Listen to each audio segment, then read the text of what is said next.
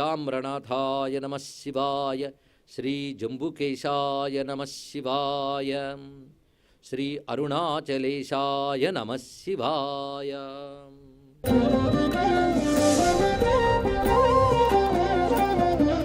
శ్రీకాళహస్తి లింగం సామాన్యమైనది కాదు, ఎవరో చెక్కినది కాదు, ఎవరో పెట్టినది కాదు. స్వామి తనంత తానలా వ్యక్తమయ్యాడు. ఎందుకంటే ఎప్పుడైతే ఈయన అనుగ్రహించాడో దక్షిణామూర్తి రూపంతో, అప్పుడే లింగ రూపంలో ఉన్నాడు. అప్పటి నుంచి చాలామంది కొలుచుకుంటున్నారు. ఆయన ఆ తర్వాత అక్కడ 2 రూపాలతో, కనబడే లింగ రూపంతో పాటు మన కంటితో చూడలేని వాయు రూపంలో ఉంటాడు. వాయువు కూడా కంటికి కనబడదు, కానీ ఒక వస్తువు కదులుతూ ఉంటే గాలికి ఉన్నదని చెప్పవచ్చు. అందుకే అన్నీ మూసిన గర్భగుడిలో కదులుతున్న 2 జ్యోతుల ఆధారంగా అక్కడ వాయులింగం ఉందని మనం తెలుసుకుంటున్నాం. వాయువు ఈశ్వరుడే, అందులో సందేహం లేదు కదా. మనలో వాయువులు ఉన్నాయి తెలుసు కదా. ప్రాణావా వరుద్రాహ 11 వాయువులు ఉన్నాయి మనలో. పంచ ప్రధాన వాయువులు ప్రాణ, అపాన, వ్యాన, ఉదాన, సమానం. ఉపప్రాణములు నాగ, కుర్మ, కృకర, దేవదత్త, ధనంజయ కలుపుకొని 10. ఈ ప్రాణాలకు ప్రాణమైన ఆత్మస్వరూపుడు 11వ వాడు. ఇవి ఏకాదశుద్రులు అన్నారు. ఈ ప్రాణస్వరూపుడైన వాడినే మనం వాయువు అంటున్నాం ఇక్కడ, జగత్ప్రాణుడు. అందుకు వాయుతత్వం, అందులో ఉన్న దివ్యత్వం. మీరు వేదంలో కూడా నమస్తే వాయో త్వమేవ ప్రత్యక్షం చదువుతున్నామా లేదా? ఆ వాయుస్వరూప ధ్యానం. అటువంటి వాయుతత్వము ఈశ్వరుడు. కనుక పంచభూతాలని శివస్వరూపాలుగా చూస్తే పంచభూతాలు శివముగా మారతాయి. అదే సూత్రం మరొకటి కాదు. అందుకే అటువంటి వాయులింగ రూపంతో కూడా స్వామి ఇక్కడున్నాడు. అయితే శిలారూపంతో లింగంగా కనబడిన తర్వాత అనేక మంది ఈయన కొలుచుకున్నారు. ఏ ఏ యుగంలో ఎవరెవరు తపస్సులు చేశారో కూడా శాస్త్రంలో చెప్పారు. బ్రహ్మ, అగస్త్య, పార్వతీచ. బ్రహ్మదేవుడు, అగస్త్యుడు, పార్వతీదేవి. అలాగే కిరాతలూత కాళేభ, కిరాతుడు మొదలైన వారి గురించి కూడా వివిధ యుగాల్లో చెప్తూ, ఆ కిరాతుడు నీలడు అని పేరున్నది. మనం కన్నప్ప అనేవాడికి నీల అనే నామం కూడా మనకి పురాణంలో కనబడుతున్న అంశం. ఇలా అనేక మంది మహర్షులు, వాళ్ళ పేర్లన్నీ శాస్త్రంలో ఉన్నాయి. ఎంతమంది శ్రీకాళహస్తిలో తపస్సును ఆచరించారు.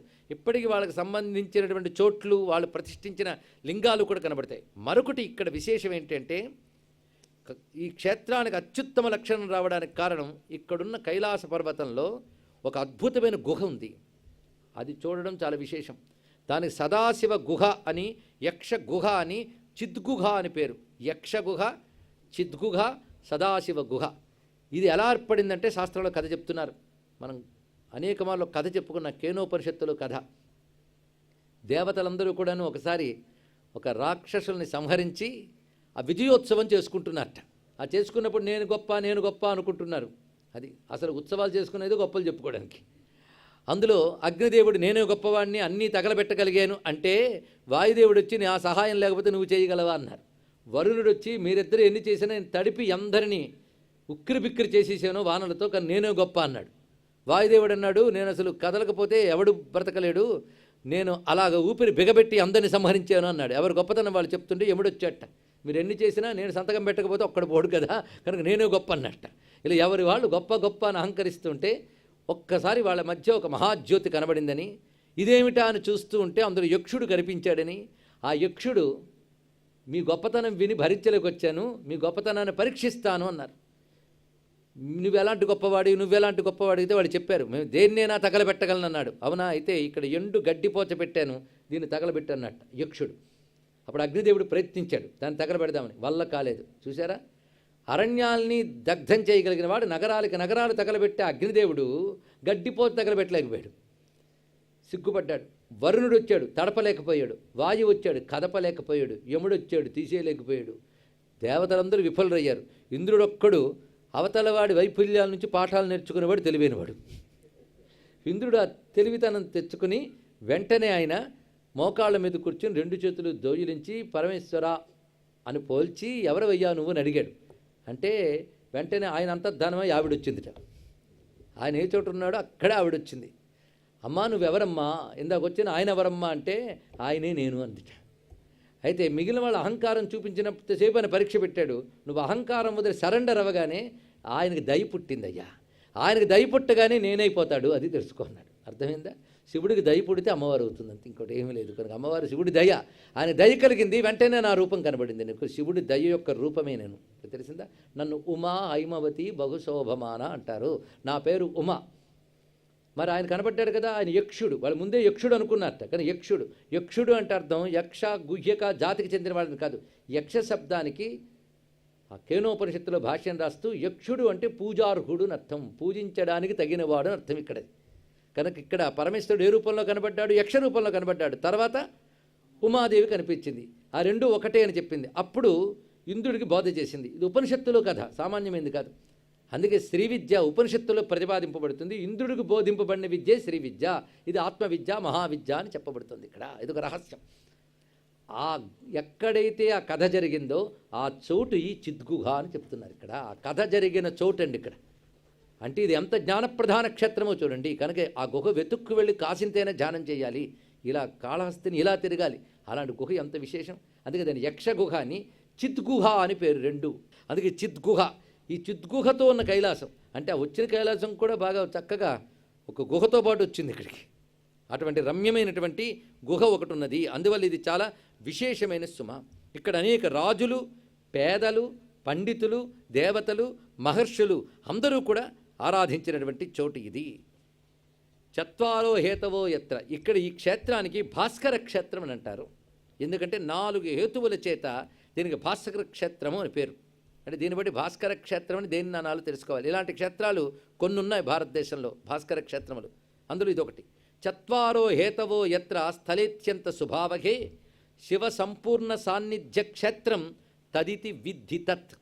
ఇది శివ సంపూర్ణ సాన్నిధ్యం. ఇక్కడ శివుడు సంపూర్ణంగా ఉంటాడట. ఎందుకంటే శివుడు ఎప్పుడూ పరిపూర్ణుడే, కానీ సూర్యుడు ఎప్పుడూ పరిపూర్ణుడే. కానీ నువ్వు చిన్న అద్దం పెట్టుకుంటే చిన్నగా కనబడతాడు. నువ్వు సగం కిటికీ తెరిసేవనుక ఇంట్లో సగం కాంతితో వస్తుంది, కానీ సూర్యుడు సగం కాలేదు, నీ కిటికీ సగం. అలాగే పరమేశ్వరు సర్వవ్యాపకుడైన క్షేత్రముల యందు తన శక్తిని ఎలా పెడతాడో చూస్తూ ఉంటే, అకృత్రిమమైన శివలింగంతో ఉండే క్షేత్రంలో శివుడు పాదమాత్ర సాన్నిధ్యం ఉంటుంది. పాదం అంటే క్వార్టర్, పావుభాగ సాన్నిధ్యం ఉంటుంది. ఎక్కడ? అకృత్రిమ లింగం ఉన్న చోట అన్నారు ఇక్కడ. అకృత్రిమం అంటే ఎవడో తయారు చేసి పెట్టింది కాదు, స్వయంగా ఉద్భవించిన లింగం ఉంటే, అది కూడా అత్యంత ప్రసిద్ధి చెందినదైతే దానిని పావుభాగ సాన్నిధ్యం ఉంటుంది. అలాంటి శివలింగం హరిబ్రహ్మేంద్రాదుల చేత పూజింపబడినట్లయితే అర్ధ సాన్నిధ్యం వస్తుందట. అంటే సాక్షాత్ బ్రహ్మదేవుడు, ఇంద్రుడు, విష్ణువు మొదలైన వారు వచ్చి పూజించినట్లయితే శివుని అర్ధ సాన్నిధ్యం ఉంటుంది. ఇక ముప్పాతికి సాన్నిధ్యం ఎప్పుడు వస్తుందంటే, ఒక పవిత్రమైనటువంటి తీర్థం అక్కడ ఉంటూ, దానికి ఉభయ తీరముల యందు కూడా భవ్య క్షేత్రములు ఉంటే అటువంటి పవిత్ర తీర్థం ఉన్న చోటైతే శివుడు ముప్పాతికి సాన్నిధ్యం వస్తుందట. ఇక 4వ సాన్నిధ్యం ఎక్కడొస్తుందయ్యా అంటే, ఇలాంటి గుహ కలిగిన పర్వతము కానీ ఉంటే ఆ 4వది అవుతుంది. ఈ 4 దేనికుంటాయో దాని భాస్కర క్షేత్రం అని పేరు అన్నారు ఇక్కడ. అందుకే శ్రీకాళహస్తిని భాస్కర క్షేత్రము అని పేరుతో చెప్తారు. అటువంటి పవిత్రమైనటువంటి ఈ క్షేత్రంలో విశేషించున్న వైభవాలు చాలా చాలా మనకు కనబడతాయి. ఒకటి ఆలయం యొక్క ప్రశస్తి, రెండవది స్వామి మొదట కనబడినవాడు దక్షిణామూర్తి, అది మర్చిపోవద్దు. దక్షిణామూర్తిగా కనబడ్డాడంటే దక్షిణామూర్తి అంటేనే మనకు తెలియవలసింది జ్ఞానప్రధాన క్షేత్రం. ఎప్పటికీ మనం ఉత్తరం వైపు నుంచి వెళ్తున్నప్పుడు స్వామి దక్షిణాముఖంగా కూర్చొని కనబడతాడు. మొట్టమొదటి కనబడేవాడు దక్షిణామూర్తి. అంటే దక్షిణామూర్తి క్షేత్రం ఇది. మన తెలుగునాట ఉన్నటువంటి దక్షిణామూర్తి క్షేత్రాలు 2, ఒకటి కోటప్పకొండ, రెండవది శ్రీకాళహస్తీశ్వరుడు. ఇటువంటి దక్షిణామూర్తి క్షేత్రం అంటే జ్ఞానప్రధాన క్షేత్రం. అందుకే అమ్మవారి పేరు కూడా జ్ఞానప్రసూనాంబిక. ఈ తల్లి ఇక్కడికి వచ్చి శివుడిని చాలా కాలం ఆరాధించింది. మనం మొదటి నుంచి కాంచీపురం, జంబునాథుడు, అరుణాచలేశ్వరుడు వలనే ఇక్కడ కూడా అమ్మవారు వచ్చి ఆరాధించారు. ప్రత్యేకమది. సాక్షాత్ జగన్మాత వచ్చి ఆరాధించింది పరమేశ్వరుని ఇక్కడ. అందుకే పార్వతీదేవి యొక్క శక్తి తన ఆరాధన ద్వారా శివలింగంలోకి మరింతగా వ్యాపించింది. ఇక్కడ అంత దివ్యమైనటువంటి క్షేత్రం. అక్కడ తల్లి జ్ఞానప్రసూనాంబ. అసలు గాలి ఉన్నప్పుడు పువ్వు ఉంటే భలే ఉంటుందండి. ఎందుకంటే పువ్వుకి వాసన గాలి వల్ల వస్తుంది మనకి. కనుక ఇక్కడ శివుడు గాలి, అమ్మవారు ప్రసూనం. ఎంత బాగుందో పరిశీలించారు. శివుడు వాయులింగం, అమ్మవారు జ్ఞాన ప్రసూనం. కనుక ప్రసూనం యొక్క గాలి జ్ఞానమే, మరొకటి కాదు. అంత రమ్యమైనటువంటి జ్ఞాన ప్రసూన పరిమళాన్ని మనకు అందిస్తున్నాడు వాయులింగ రూపుడైన శివుడు. అంటే ఒక విధంగా ప్రాణాయామ విద్య ద్వారా శివోపాసన చేయడానికి పనికొచ్చే క్షేత్రం అని కూడా అర్థమవుతుంది కదా. ఎందుకంటే వాయులింగం అంటేనే మనకు తెలుస్తున్నది ఇక్కడ. అయితే ఈ క్షేత్రంలో ఉన్న ప్రత్యేకత ఏంటంటే, ఇప్పుడు దీనికి వరగుణపురము అని నేనన్నా మీరు ఆ పేరుతో పిలవరు, శ్రీకాళహస్తిని అంటారు, నేను అదే అంటాను. అంటే ఈ పేరు శివుడికి నచ్చింది, అందుకు మనం వదలకుండా అంటున్నాం. ఏదో ఉందండి. ఆ 3 భక్తుల పేర్లు శ్రీకాళహస్తి, మరి ఈయన పేరు శ్రీకాళహస్తీశ్వరుడు అంతే. అంటే భక్తుల పేరే తన పేరుగా పెట్టుకున్నాడు. నామం కలుపుకోవడం కాదు, రూపం కూడా కలిపేసుకున్నాడు. అది గొప్ప విషయం. ఇక్కడ పూర్వకాలంలో శివలింగం ఎలా ఉండేదో తెలియదు, కానీ వీళ్ళ ముగ్గురిని కలిపేసుకున్నాక మాత్రం ఈ లింగం ఎలా కనబడుతుందంటే వీళ్ళు ముగ్గురే కనబడతారు లింగంలో. అంటే శివుడికి శరీరం ఏది? భక్తుల శరీరమే తన శరీరంగా తీసుకున్నవాడు, ఏ శరీరము లేనివాడు, అన్ని శరీరాల్లో ఉండేవాడే శ్రీకాళహస్తీశ్వరుడు. అది తెలుసుకోండి. ఇక్కడ భక్తుల శరీరం తీసేసుకున్నాడు ఈయన. ఎందుకంటే వాళ్ళకి శరీరం అక్కర్లేదు, శరీరం వదిలి ముక్తి పొందిపోతారు. కానీ ఈ శరీరంతోనే సాధన చేశారుగా, దాన్ని పెట్టుకున్నాడు ఆయన మహానుభావుడు. అలా వచ్చినటువంటివి స్వామి యొక్క లింగాన్ని ఒక్కసారి ధ్యానిస్తే క్రింది భాగంలో సాలీయుడు కనబడుతుంది, ఆ పైన 2 దంతములు పై వరకు వెళ్ళినట్టుంటుంది, ఆ పైన సర్పం కనబడుతుంది. ఇది శ్రీకాళహస్తి. శ్రీ అంటే సంస్కృతంలో ఎన్నో అర్థాలు ఉన్నాయి, ఒక అర్థం సాలిపురుగు. సరిగ్గా వినాలి, లేకపోతే శ్రీ అంటే సాలిపురుగా ఎంతకాలం మహాలక్ష్మి అనుకున్నాను అంటారు. శ్రీ అంటే మహాలక్ష్మి, విషము, సాలెపురుగు, శోభ, కాంతి, మంగళము, వేదము, జ్ఞానము, ఇన్ని అర్థాలు ఉన్నాయి మొత్తానికి. శ్రీ అంటే ప్రస్తుత అర్థం మాత్రం సాలీయుడు, ఒక సాలిపురుగు. కృతయుగమందు మర్కటక కీటకమొక్కటి పూర్వవాసన గతమతి అంటాడు ధూర్జటి. ఒక సాలిపురుగు స్వామివారిని సేవించాలనుకుంది, దానికి బుద్ధి పుట్టింది. అరే పురుగుకి ఎలా బుద్ధి పుట్టిందండి? పుడితే మనిషికి పుట్టాలి కంటే మనుషులందరికీ పుట్టట్లేదు కదా, కొందరికీ పుడుతుంది. అలా పురుగులు అన్నిటికీ పుట్టదు, కొన్నిటికి పుడుతుంటుంది. పూర్వజన్మ పుణ్య విశేషం అంతే. ఏ జీవికి ఏ ప్రేరణ, ఏ పుణ్యం వల్ల వస్తుందో ఎవడు చెప్పగలండి? ఏదో ప్రారంధవశాత్తు ఆ ఉపాధి వచ్చింది దానికి. కానీ పరమేశ్వరుడికి గుడులు కడదామనుకుందిట, గూడులు కట్టిందంతే. తన నోటి నుంచి వచ్చినటువంటి లూతా కల్పిత తంతు సద్మములు అన్నాడు ధూర్జటి. లూతా అంటే సాలిపురుగు. అళువున అక్షరాలు ఒకప్పుడు ఉండేవి కదా, మనం తీసేసాం. ఇవి చెవులు దేనికి పనికొస్తానో కోసేసుకున్నట్టు అలా ఉంది మన పని. మనం ఎవరో ఉండి తీయడానికి. అళు అనే అక్షరాల్లో ఆ 2వ అళువుతా, అది లూతా. సాలిపురుక్కి రాయవలసింది అది. లూతా కల్పిత తంతు సద్మములు పొల్చెన్ చిత్ర చిత్రంబులై అంటాడు మహానుభావుడు ధూర్జటి. ఎలా ఉన్నాయంటే దానికి ఏ జ్ఞానమో చూడండి. భగవంతుడు ఈ వేట్లో ఏ తెలివితేటలో పెడతాడో తెలియదు. అందుకు ప్రకృతిని పరిశీలిస్తే మన అహంకారం సగానికి పోతుంది. అది చేయట్లేదు. అందుకే మనం పెద్ద ఇంజనీరింగ్ టెక్నిక్స్ ఇవన్నీ చెప్పుకుంటున్నాం. నోటు నుంచి వచ్చే దారాలతో అద్భుతమైన గుడులు కడుతుంది. ఎంత సిమెట్రిక్గా, ఎంత అద్భుతంగా కడుతుందండి సాలిపురుగు. పైగా దానికి ఆగమశాస్త్రం వచ్చినట్టు ఆ శివుడి కోసం ఎలా కట్టిందంటే ఆ లింగం దగ్గర మొత్తంగా గర్భగుడి, అమ్మవారి గుడి, పరివార దేవతల గుడి, భైరవుడి గుడి, ఇవన్నీ కట్టింది.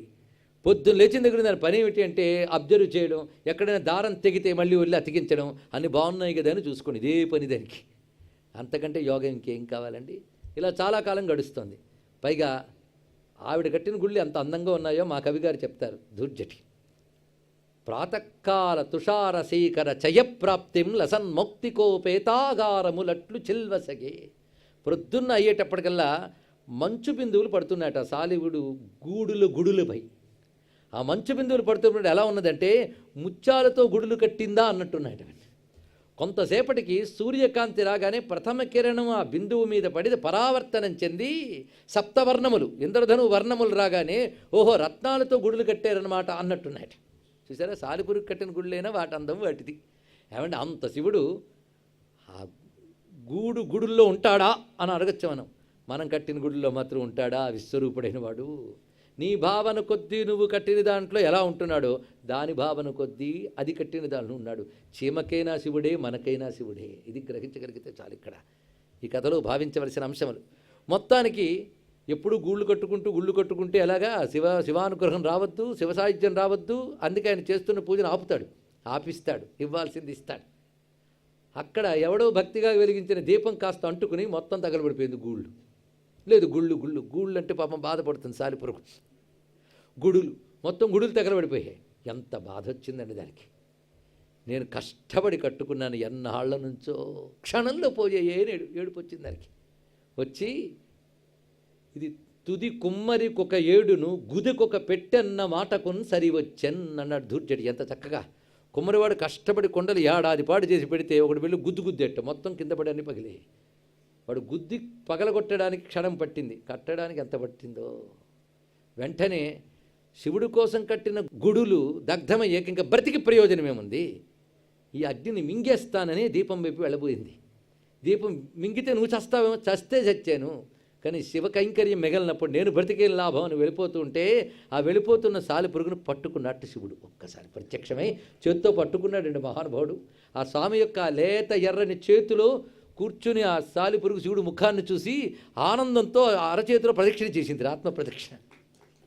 అప్పుడు పట్టుకుని అడిగాడు, ఏం కావాలని అడిగితే, దేవా నిన్ను నుతింపలే నధమ బుద్ధిన్ వేదములు రావే పాటి. నిన్ను స్తోత్రం చేయాలనిపిస్తుంది కానీ నాకు వేదాలు రావయ్యా.